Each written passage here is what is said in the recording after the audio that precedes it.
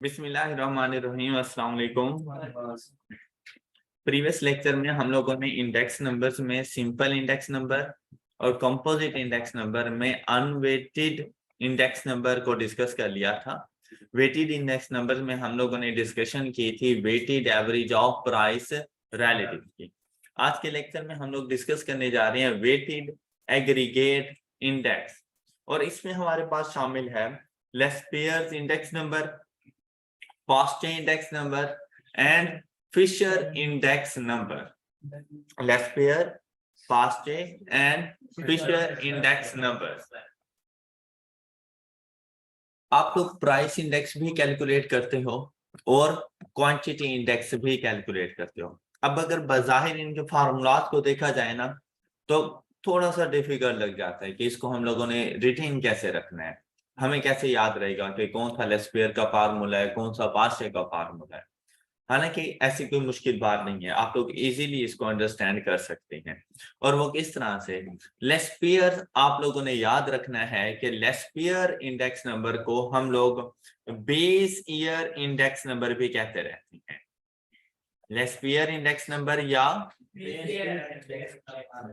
Year index number, और past index number को हम लोग करंट ईयर इंडेक्स नंबर भी कहते रहते हैं।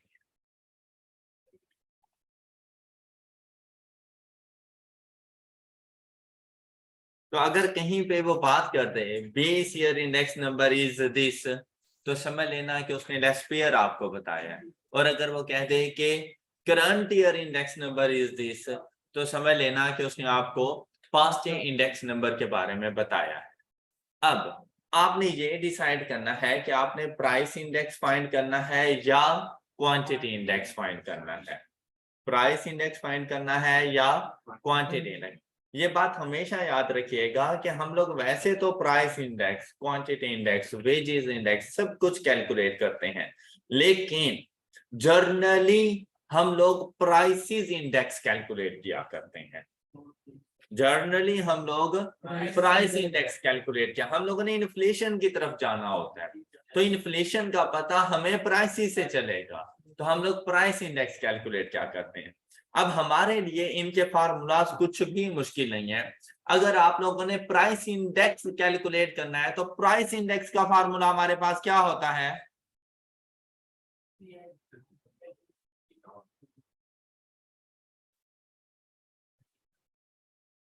जी, प्राइस इंडेक्स के फार्मूले की समझ आ गई।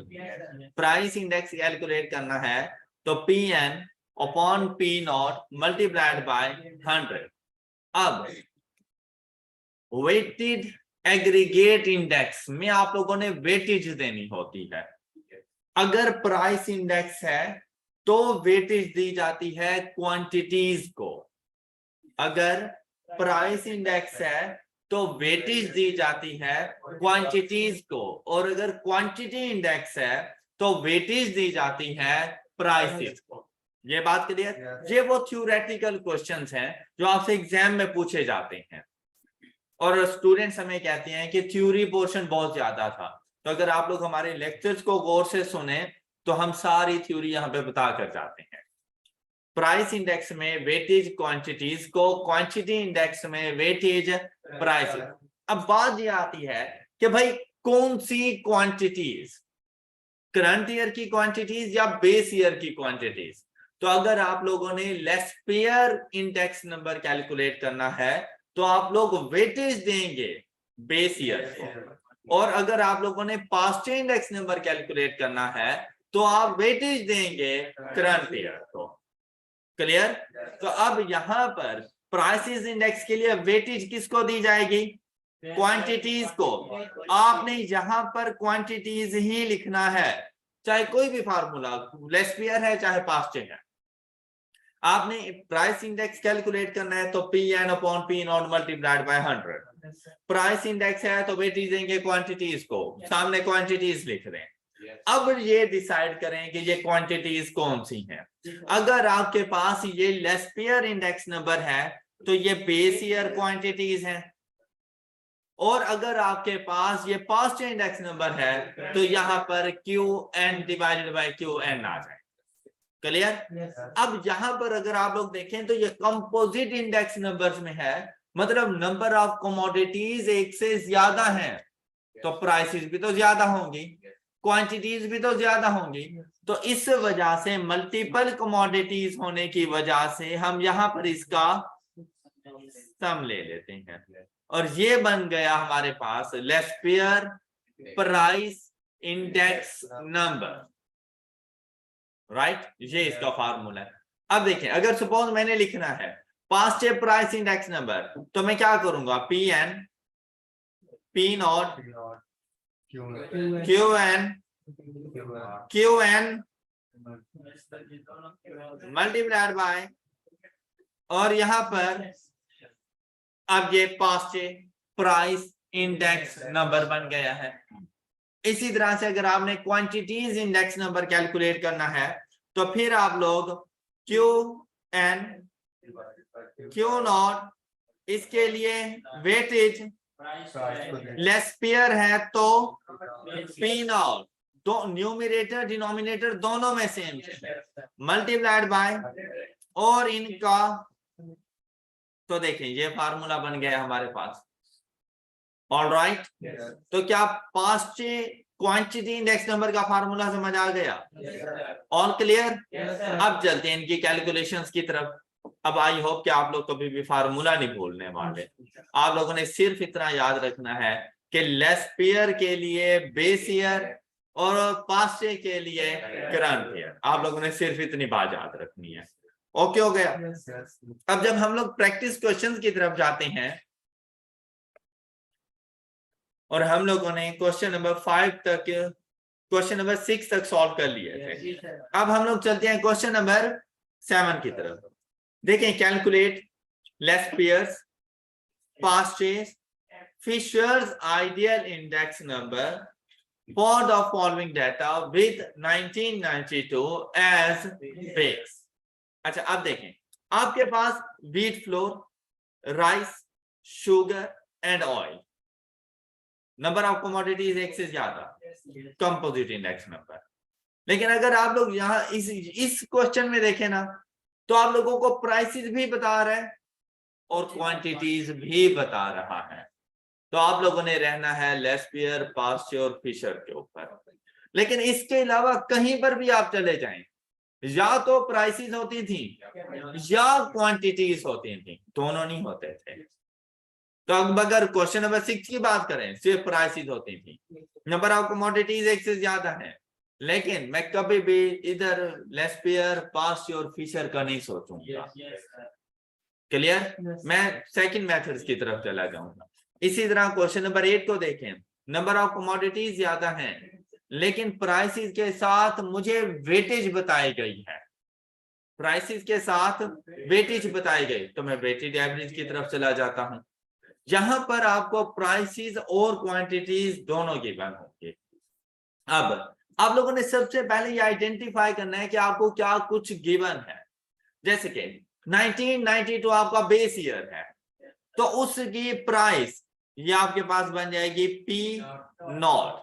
आप अपने पास इसको नोट किया करें। 1993 के प्राइस आपके पास बन जानी है। इसी तरह से 1992 की क्वांटिटी क्यू नॉट एंड 1993 की क्वांटिटी क्यू एन बन जाएगी। इंडेक्स नंबर्स में ये बहुत इंपॉर्टेंट पॉइंट हम लोग सीख रहे हैं। अच्छा, अब अगर बात करें लेस्पियर्स की, तो आपने सबसे पहले अपने पास फार्मूला लिखना है कि आपको सम चाहिए P N Q not divided by sum चाहिए P not Q not multiplied by. अब बेसिकली आपको दो कॉलम चाहिए। एक कॉलम जिसमें आप लोग पी एन को मल्टीप्लाई करवा सकें क्यू नॉट के साथ और उनका एंड पे जाके सम ले लें, और दूसरा कॉलम आप लोग पी नॉट को मल्टीप्लाई करवा सकें क्यू नॉट के साथ। अब जैसे अब ये पी एन क्यू नॉट ये दोनों इधर साथ साथ, इन दोनों को आपस में मल्टीप्लाई करवा देना है, तो आपके 91.4 आपने यहाँ पे लिख दिया 91.4, 155.8, 17.28 एंड 16.36, और आपने इनका सम कर लिया। इनका सम बताएं। ये आपके पास बन जाएगी न्यूमरेटर की value summation P N Q naught, इस तरह से आपके पास आएगा, और ये वैल्यू है हमारे पास 280.8।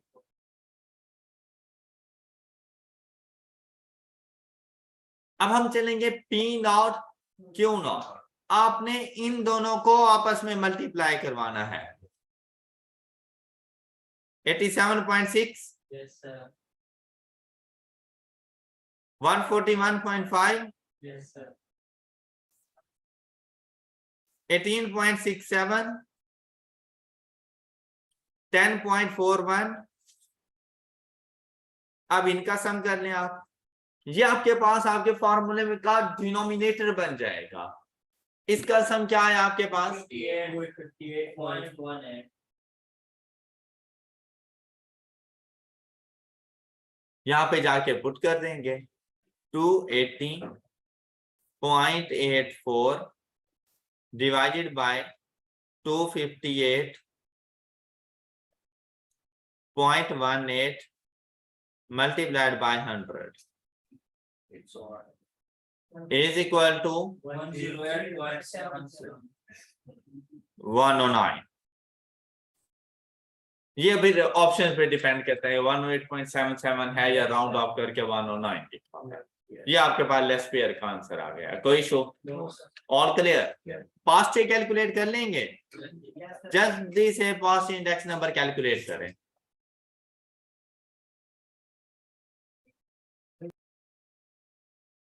And the past price index number is 109 point, और ये आपने कैलकुलेट कर लिया होगा, ऐसे ही है ना? अच्छा, अब देखें, आपके पास ये पास्ट इंडेक्स नंबर आ गया, यहां से आपके पास लेस्पियर इंडेक्स नंबर आ गया। अब बात करते हैं फिशर की। लेस्पियर बेस ईयर इंडेक्स है, पास्ट करंट ईयर इंडेक्स है, और दोनों की वैल्यूज डिफरेंट डिफरेंट है। तो लोगों ने कहा कि भाई हम किसको फॉलो करें, एक बेस ईयर को उठा रहा है, एक करंट ईयर को उठा रहा है। तो यहां पर आए मिस्टर फिशर और उसने कहा कि भाई आप इन दोनों की एवरेज ले लो, आप इन दोनों की एवरेज ले लो। और अब देखें, the geometric mean of Laspeyres and Paasche is called Fisher index number. The geometric mean of Lespier and Paste is called Fisher index number। अब ये ज्योमेट्रिक मीन था, एक एवरेज वैल्यू थी, तो इस वजह से फिशर को आइडियल इंडेक्स नंबर भी कहा जाता है। फिशर को आइडियल इंडेक्स नंबर, लेस्पियर को बेस ईयर, पास्टे को करंट ईयर, फिशर को आइडियल इंडेक्स नंबर कहा जाता है। अब जब आपने इसको कैलकुलेट करना हो तो भाई ज्योमेट्रिक मीन क्या होता था हमारे पास? nth रूट ऑफ, तो भाई हमारे पास दो ही वैल्यूज हैं, तो फिर स्क्वायर रूट आ जाएगा किसका? लेस्पियर एंड पास्टे के इंडेक्स नंबर का। ओके, अब हम लोग क्या लिखेंगे फिशर को फाइंड करने के लिए? 108.77 मल्टीप्लाइड बाय 109.2 और इसका square root is equal to,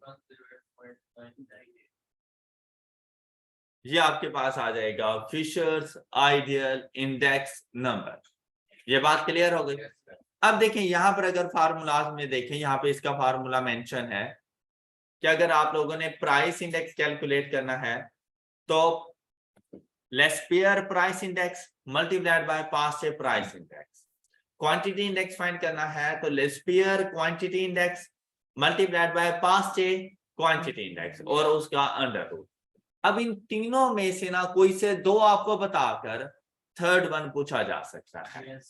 कोई से दो वैल्यूज आपको बताई जाएं तो थर्ड वन आपसे पूछा जा सकता है, तो आप इजीली उसका आंसर कर लेंगे। जरूरी नहीं आपसे फिशर ही पूछा जाए, फिशर आपको बताया जा सकता है, लेस्पियर एंड पास्चे में से कोई सा एक आपको बताएं और सेकंड वन आपसे पूछें। अब अगर क्वेश्चंस की बात करें, क्वेश्चन नंबर 7 में अगर आप लोग गौर से देखें तो हमें बताया गया था कि लेस्पियर कैलकुलेट करो, पास्चे कैलकुलेट करो या फिशर कैलकुलेट करो, तो हम लोगों ने करके देख दिया। लेकिन फ्यूचर में एग्जाम्स में ऐसा हो सकता है, डाटा दिया जाए और आपसे कहा जाए कि भाई वेटेड इंडेक्स फाइंड करके देना, तो भाई ये वेटेड इंडेक्स ही है, लेकिन वेटेड इंडेक्स में कौन सा इंडेक्स हम लोगों ने कैलकुलेट करके देना है, ये अब हम लोग डिसाइड करेंगे कि वेटेड इंडेक्स में हम लोगों ने कौन सा इंडेक्स नंबर कैलकुलेट करके देना है। अब देखें, आपने डाटा की नेचर को देखना है। अगर ऐसा हो कि आपको ये वाला कॉलम ना गिवन हो और सिर्फ ये 3 चीजें गिवन हो, तो कौन सा इंडेक्स नंबर फाइंड करोगे? सबसे पहली बात आपने ये डिसाइड करना है, जिसका इंडेक्स नंबर कैलकुलेट करना है ना, उसकी बेस ईयर की वैल्यू और करंट ईयर की वैल्यू होनी चाहिए। मेरे पास कौन सी बेस ईयर और करंट ईयर है? प्राइस ईयर, तो मैं प्राइस इंडेक्स कैलकुलेट करूंगा। बात क्लियर हो गई? प्राइस इंडेक्स है तो वेटेज किसको दूं? तो क्वांटिटीज मेरे पास कौन से वाली हैं? तो मैं इस डाटा से Laspeyres price index number calculate करके दे सकता हूं, इसके अलावा कोई भी कैलकुलेट नहीं होता। बात समझ आ गई? इसी तरह से अगर आपको ये वाला कॉलम तो गिवन हो लेकिन आपको ये ना बताया गया हो, अब देखें प्राइस इंडेक्स कैलकुलेट करूंगा, उसके लिए वेटेज क्वांटिटीज, लेकिन कौन से वाली है? करंट ईयर, तो मैं पास्चे प्राइस इंडेक्स कैलकुलेट करके दूं, राइट। इसी तरह से अगर ये गिवन हो लेकिन आपको ये चीज ना बताई जाए, बाकी तीनों कॉलम्स हो, तो क्वांटिटी इंडेक्स जो वेटेज दे रहे हैं हम लोग प्राइसेस को, और प्राइसेस बेस ईयर की हैं, तो मैं लेस्पियर क्वांटिटी इंडेक्स कैलकुलेट करके दे सकता हूं।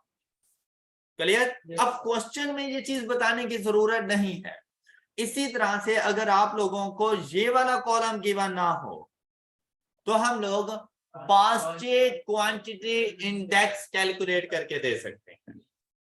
All right. और अगर आप लोगों ने फिशर बताना हो तो ये चारों कॉलम होने चाहिए। फिशर बताने के लिए ये चारों कॉलम होने।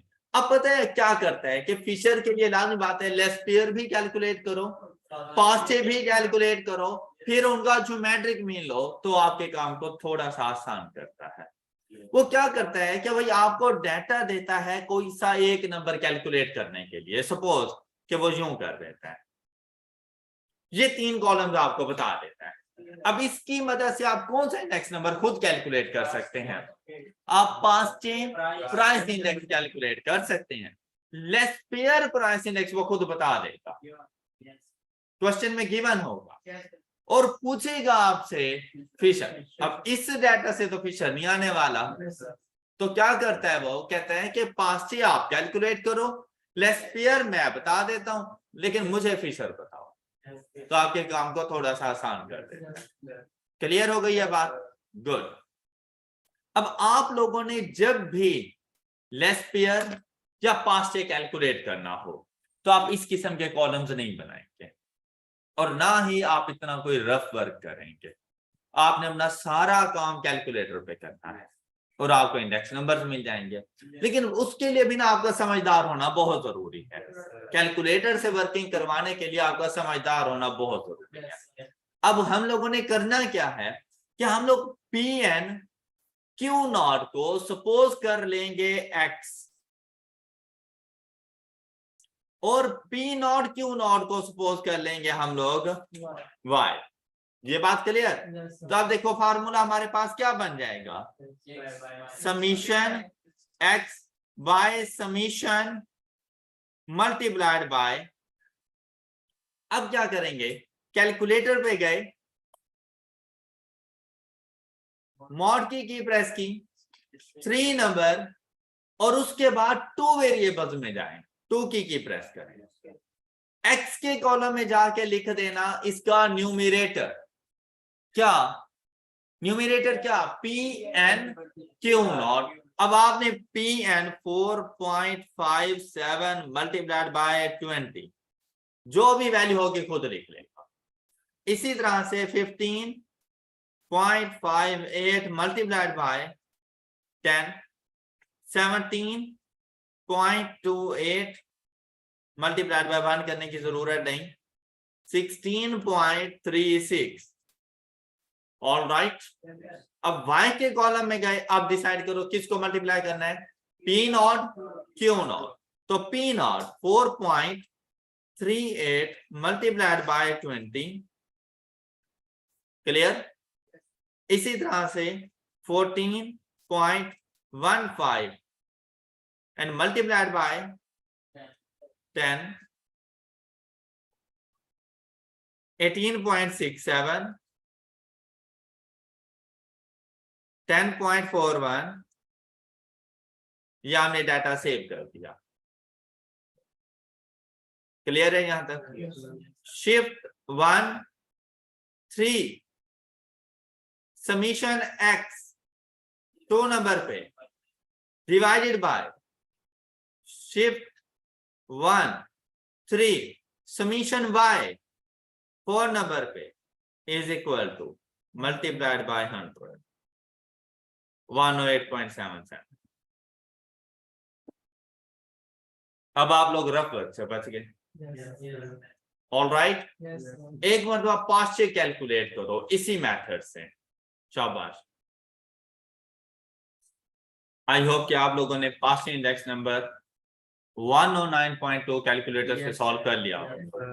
अब हम लोग चलते हैं एक और प्रैक्टिस क्वेश्चन इसी तरह का, क्वेश्चन नंबर 10।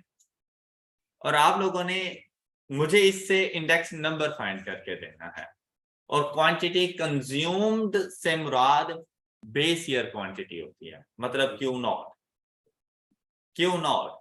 आप इससे मुझे इंडेक्स नंबर कैलकुलेट करके दें। कौन सा इंडेक्स नंबर कैलकुलेट होगा इससे, less pair price index number calculate होगा इससे। जल्दी से करें।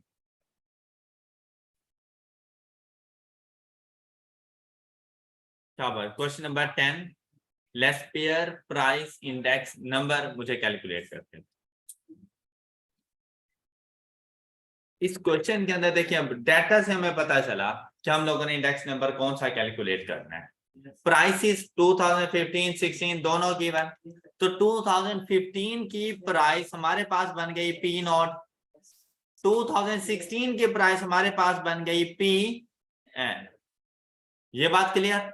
और ये क्यू नॉट ये वेटेज है, राइट। प्राइस इंडेक्स के लिए ये वेटेज है, और मेरे पास क्वांटिटी कंज्यूम से मुराद बेस ईयर क्वांटिटी, तो मैं less pair price index calculate करके दूंगा। अच्छा, आपको एक मेथड कैलकुलेटर पे मैंने समझा दिया कि आप एक्स एंड वाई का कॉलम लें, एक्स के कॉलम में न्यूमरेटर लिख लें, मतलब खुद से मल्टीप्लाई करते जाएं, और वाई के कॉलम में डिनोमिनेटर लिख लें मल्टीप्लाई करके, और बाद में summation X divided by summation Y करते हैं। लेकिन अब देखें एक और मेथड। अब यहां पर आए सेटअप पर, 3 की प्रेस करें और 2 वेरिएबल्स में जाएं और फ्रीक्वेंसी ऑन कर लें। जो 3 कॉलम्स आपको गिवन है वही तीनों कॉलम्स ही आपने इधर पुट कर देने हैं, आपको खुद से मल्टीप्लाई करने की जरूरत नहीं है। अब क्वेश्चन ये आता है भाई, फ्रीक्वेंसी के कॉलम में जिसको आप वेट दे रहे हैं, वेटेज दे रहे हैं, उसको लिखना। मतलब ऐसा नहीं है कि एक्स के कॉलम में आप क्यू नॉट लिख लें, नहीं, फ्रीक्वेंसी के कॉलम में क्यू नॉट ने जाना है। वेटेज फ्रीक्वेंसी को जाके रिप्लेस करेगी। ये बात समझ आ गई। और दूसरी बात ये कि जब आप लोगों ने प्राइस इंडेक्स कैलकुलेट करना है, तो प्राइस इंडेक्स के लिए P N and P naught ये एक्स एंड वाई के कॉलम्स में आएंगे। जो इंडेक्स नंबर फाइंड करना है वो एक्स एंड वाई के कॉलम्स में आएंगे। जबकि फ्रीक्वेंसी के कॉलम में जिसको वेटेज दे रहे हो उसने आना है। Yes, sir. ये बात क्लियर हो गई। अब ये कि एक्स के कॉलम में किसको रखें, करंट ईयर को एक्स के कॉलम में रखना और बेस ईयर को वाई के कॉलम में रखना, राइट। अब मेरे पास करंट ईयर प्राइसेस क्या है, तो यहां पे लिखेंगे 32 एक्स के कॉलम में, फिर 8, 38, 17, 65, 1.75। वाई के कॉलम में बेस ईयर प्राइसेस 30, 10, 35, 20, 60, 1.5। और फ्रीक्वेंसी के कॉलम में जाकर आपने क्वांटिटी ऑफ बेस ईयर 260, 360, 100, 100, 60, 500। आपका डाटा सेव हो गया, एसी की प्रेस। मेथड बिल्कुल same, shift 1, 3, 2 summation X divided by shift 1, 3, 4 summation y is equal to multiplied by 100 101.058206। Question solve हो गए। ऑल राइट, कर लेंगे फाइन। अच्छा, अब अगर मैं आपसे ये कहूं कि भाई मुझे इसी डाटा से वेटेड इंडेक्स नंबर कैलकुलेट करके दें, weighted average of price relatives का फार्मूला यूज करते हुए मुझे इंडेक्स नंबर कैलकुलेट करके दें इस डाटा से, तो अब देखिए बजाहिर आपको वेट्स नहीं नजर आ रहे। आपने जैसे ही देखा कि weighted average of price relative, तो उसका फार्मूला क्या था आपके पास, समीशन WI डिवाइडेड बाय। अच्छा, अब ये बात तो कंफर्म हो जाती है कि आई हम लोग कैलकुलेट कर लेंगे PN डिवाइडेड बाय P0, लेकिन W से क्या मुराद है, वेटेज, क्वांटिटी कंज्यूम्ड वेटेज नहीं होता, सिर्फ वेटेज। इसके लिए सिर्फ क्वांटिटी कंज्यूम्ड नहीं होता, इसके लिए क्या होता रहता है, P0। हमेशा आप याद रखिएगा कि अगर वेट्स गिवन है तो वो यूज करो, जैसा कि क्वेश्चन नंबर 9 में, क्वेश्चन नंबर 8 में वेट्स गिवन थे, वो यूज किए। लेकिन अगर वेट्स गिवन ना हो और हमारे पास क्वांटिटी कंज्यूम्ड मौजूद हो, बेस ईयर क्वांटिटी, तो P0 Q0, P0 Q0, ये आपके पास वेट्स की वैल्यू बन जाती है। ये बात क्लियर, ये बात क्लियर। Yes. अच्छा, अब आप लोगों ने यहां से पहले वेट्स कैलकुलेट करने हैं, फिर यहां से आपके पास आ जाएंगी प्राइस रिलेटिव्स, और जल्दी से मुझे weighted average of price relatives का फार्मूला यूज करते हुए इंडेक्स नंबर की वैल्यू बताएं। अब इस क्वेश्चन को सॉल्व करने के लिए जब आप अपने कैलकुलेटर का यूज करने लगे तो वेटेड मीन कैलकुलेट करना आप लोगों ने, वेटेड एवरेज मुराद वेटेड मीन। तो वेटेड मीन कैलकुलेट करने के लिए 3 नंबर और 1 वेरिएबल विद फ्रीक्वेंसी जी आपके पास होना चाहिए। अब आप एक्स के कॉलम में लिखेंगे प्राइस रिलेटिव्स, और वो कैसे आएंगे, 32 डिवाइडेड बाय, फिर next 8 divided by 10, 38 divided by 35, ये प्राइस रिलेटिव्स हम लोग लिखते जा रहे हैं। इसी तरह से 17 divided by 20, 65 divided by 60, 1.75 divided by 1.5, ये प्राइस रिलेटिव। अब वेट्स पे जाएं, अगर वेट्स गिवन होते हैं तो एज इट इज फ्रीक्वेंसी के कॉलम में लिख देते हैं। वेट्स गिवन नहीं है, वेट्स हमने खुद कैलकुलेट करनी है। तो कैसे कैलकुलेट करने हैं, 260 मल्टीप्लाइड बाय 30, 360 मल्टीप्लाइड बाय 10, इसी तरह से 3500, यहां पर आ जाएगा 2000, 3600, 750, ये वेट्स, और जाकर मीन की वैल्यू कैलकुलेट कर दो, multiplied by 100 is equal to 101.058. All right, तो बेटा weighted average of price relatives and less pair price index एक दूसरे के इक्वल होते हैं। weighted average of price relatives and less pair price index एक दूसरे के इक्वल होते हैं जब क्वेश्चन में वेट्स गिवन ना हो। ऑल राइट, मतलब इस किस्म का क्वेश्चन हो तो दोनों फार्मूलाज एक ही रिजल्ट देंगे। ऐसा क्यों होता है? अब देखो यार, समीशन W से क्या मुराद था? समीशन P नॉट, और यहां पे अगर चलें, ये देखें W की जगह पे आ गया P not Q not multiplied bye PN P not, तो P नॉट से P नॉट कैंसिल, यहाँ पे क्या आ जाएगा? PN किसका फार्मूला बन गया है? Laspeyres price index. All right, good बेटा, ये जो आप लोगों ने Laspeyres index number calculate किया है, इसको कहा जाता है aggregate expenditure method. Aggregate expenditure method मतलब लेस पेयर फार्मूला, राइट? और family budget method weighted average of price relatives. Family budget method कह दें तो weighted average of price relatives, और अगर एग्रीगेट एक्सपेंडिचर मेथड कह दे तो लेस पेयर्स का फार्मूला अप्लाई कर दिया करें। ये बात क्लियर हो गई सब बच्चों को? अच्छा, मैंने ना बेसिकली आप लोगों को next topic consumer price index पढ़ा दिया है, CPI, कंज्यूमर प्राइस इंडेक्स। इसको हम लोग कॉस्ट ऑफ लिविंग इंडेक्स भी कहते हैं, और इसको हम लोग रिटेल प्राइस इंडेक्स भी कहते रहते हैं।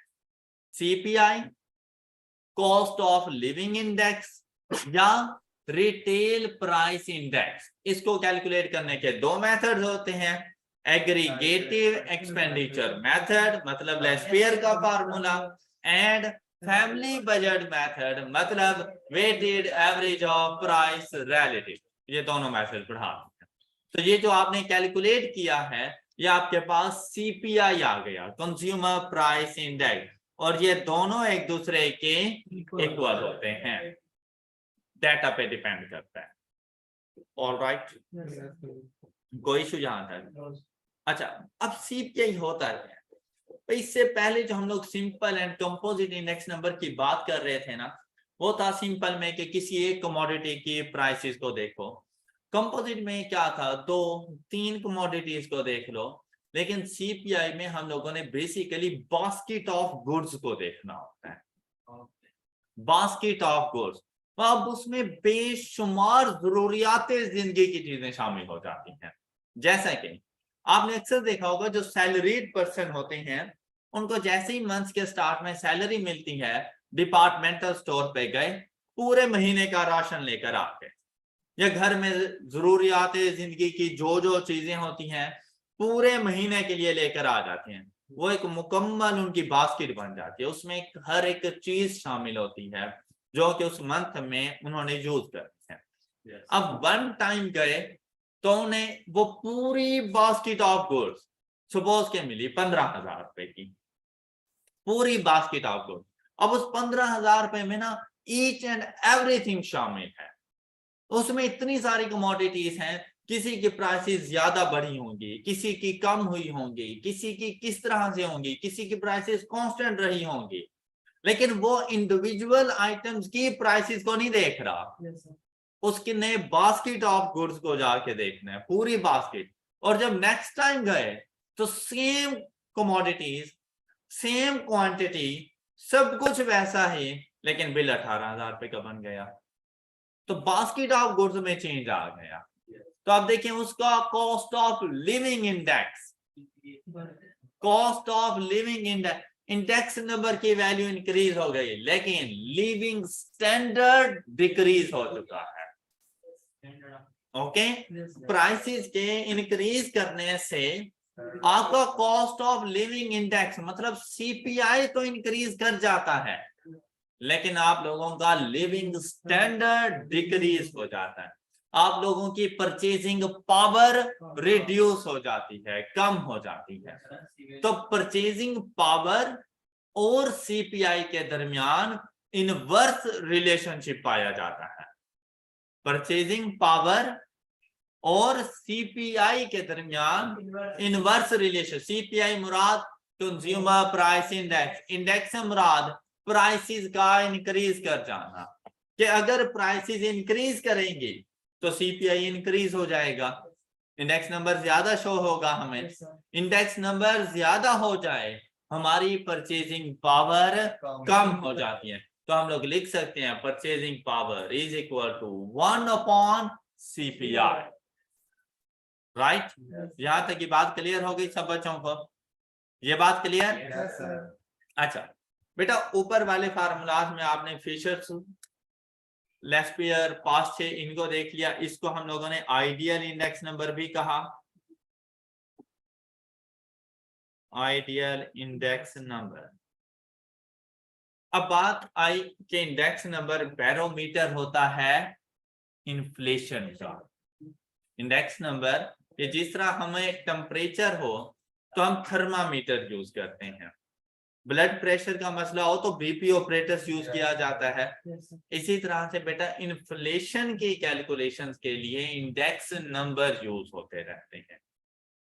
Right, Yes, sir. अच्छा अब लेस्पियर ने भी इंडेक्स नंबर बताया, पास्टे ने भी इंडेक्स नंबर बताया, लेकिन दोनों ने डिफरेंट डिफरेंट कैलकुलेशंस की, आंसर भी डिफरेंट आए।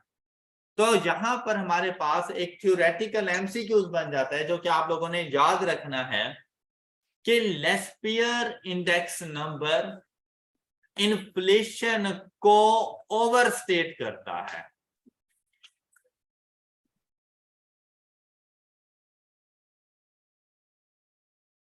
Laspeyres index number overstate the inflation, while Paasche index number understate.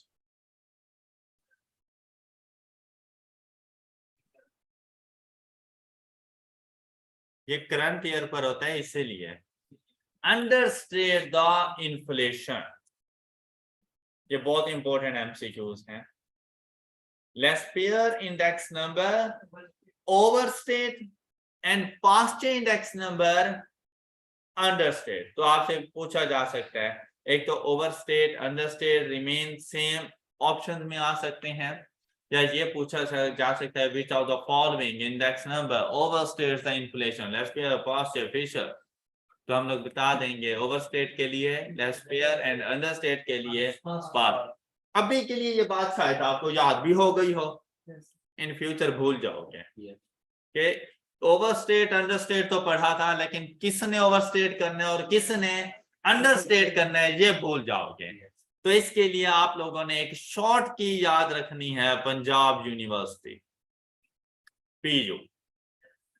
लेकिन अब पीयू से मुराद पंजाब यूनिवर्सिटी नहीं, पास्चे अंडरस्टेट, लेस्पियर ओवरस्टेट हो जाएगा।